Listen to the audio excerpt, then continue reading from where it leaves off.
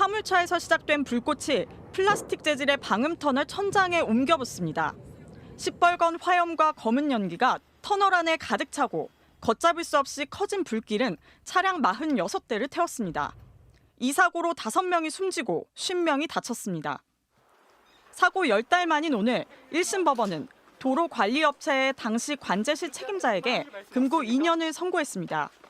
함께 근무했던 직원 2명은 각각 금고 1년 6개월에 집행유예 3년이 선고됐습니다.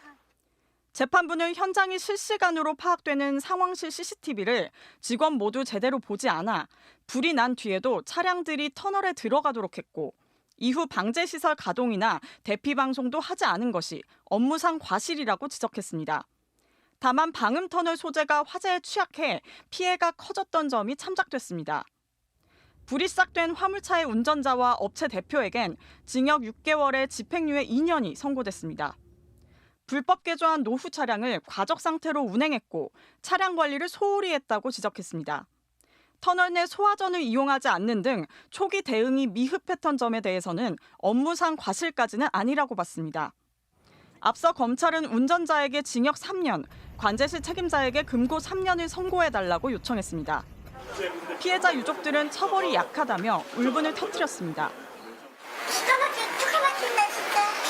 사고 아니고 장난 세대가 나오고 어떻게 이렇게 집행유예를 내놓고. 적어도 당연히 우리나라 법이 그러니까 어느 정도 예상은 했지만 집행유예까지는 아예 상상도 안 하고 있었거든요. 유족들은 검찰에 항소를 요구할 예정입니다. MBC 뉴스 이혜리입니다. 지난달 29일 과천의 방음터널에서 첫 신고가 접수되고 14분 뒤인 오후 2시 3분. 처음 불이 난 화물차의 반대 차로를 달리던 66살 전우영 씨가 위급한 목소리로 부인에게 전화를 걸어왔습니다. 이 지금 이거 난리 났어. 터널 앞에서 막 폭발해가지고 지금 막 연기가 깜깜하고 연기가 스크막별로 우리가 난리야.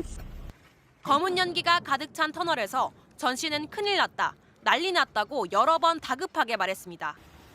뒤쪽으로 차를 뺄 수 없는 상황인데 문도 열리지 않는다며 당혹감을 호소했습니다. 이런 조치가 다 느껴가지고 아우 큰일 났다. 열 수가 없어 문을 지금 난리야 이거.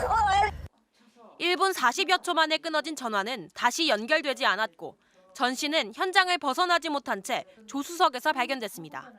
아마 운전석 문이 안 열리니까 막 사방팔방 댕기면서 문을 열려고 애썼나 봐요. 조수석에 앉아서 그냥 그대로. 이보다 8분 전인 오후 1시 55분. 전 씨보다 먼저 사고 현장 근처에 도착했던 30대 이모 씨가 어머니에게 보낸 영상입니다. 불이 난 화물차를 피하려는 듯 차량들이 도로 바깥쪽에 몰려있고 회색 연기가 밀려오는 모습이었습니다. 엄마 내가 동영상 보낸 거 못 봐서 앞에 연기가 너무 많아갖고 엄마 1시간 더 걸릴 것 같아. 도착 시간보다. 하지만 이 씨 역시 현장을 나오지 못했습니다. 처음 화물차에서 불이 난 뒤 희생자들이 가족들과 마지막으로 통화하기까지의 시간은 약 15분. 유족들은 이때 사고 상황이 제대로 안내됐거나 터널 중반부에 대피로가 마련돼 있었다면 또 사고 직후 차단기만 제때 내려왔다면 목숨은 건질 수 있었을 거라고 말합니다. 진짜 이거는 저는 인재라고 생각하거든요. 빈 터널에 대피로가 하나도 없었다는 점 있잖아요. 플라스틱 소재 있잖아요. 하면은 엄청 강한 독성가스를 뿜는다고 하더라고요. 하지만 이 중에서 이뤄진 조치는 전혀 없었고 그 사이 방음터널을 타고 빠르게 번진 불은 대낮에 도로를 달리던 시민 5명의 목숨을 앗아갔습니다. MBC 뉴스 김세영입니다.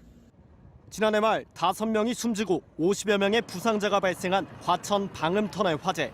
화물차에서 시작된 불꽃이 플라스틱 터널로 옮겨 붙으면서 고가도로가 순식간에 불길에 휩싸였습니다. 그런데 그동안에도 차량 진입이 계속돼 피해가 커졌습니다. 이 지금 이거 난리 났어. 터널 앞에서 막 폭발해가지고 지금 막 연기가 깜깜하고 연기가 스크막별로 우리가 난리야. 2달간 사고 원인을 수사한 경찰은 이 도로 관리업체 상황실이 초기 조치를 제대로 하지 않은 사실을 확인했습니다. 화재 당시 상황실 CCTV에는 사고 장면이 실시간으로 들어오고 있었지만 3명의 직원 모두 CCTV를 제대로 보지 않았습니다. 3분 뒤 순찰 직원의 전화로 사고를 알게 된 뒤에도 대응 지침이 지켜지지 않았습니다. 비상대피 방송은 물론 고속도로 전광판 표시, 차로 이용 규제, 터널 진입 차단 같은 안전 조치가 이뤄지지 않은 겁니다. 이 때문에 운전자들은 화재 사실을 모른 채 계속 터널로 들어갔고 15분 뒤에는 터널의 전기 공급마저 끊기면서 안전시설이 작동을 멈췄습니다. 불이 시작된 화물차 운전자 역시 주행 중 불이 난 적이 있지만 차량을 제대로 관리하지 않았고 화재 후에는 인근에 있던 소화정과 비상벨을 쓰지 않고 현장을 벗어나 피해를 키웠습니다. 끝내 인재로 드러난 사고에 유가족들은 분통을 터뜨렸습니다. 불이 난 거를 그 3명이서 아무도 몰랐다는 게 이게 말이 안 되잖아요. 대피 방송도 하나도 안 돼 있었고, 뭐 알림 전광판이나 이런 뭐 조치들이 하나도 안 돼 있으니까. 경찰은 도로관리업체 상황실장과 화재 차량 운전자에 대해 구속영장을 신청하고 터널 시공 과정에 위법이 있었는지에 대해서도 수사하고 있습니다. MBC 뉴스 윤수환입니다.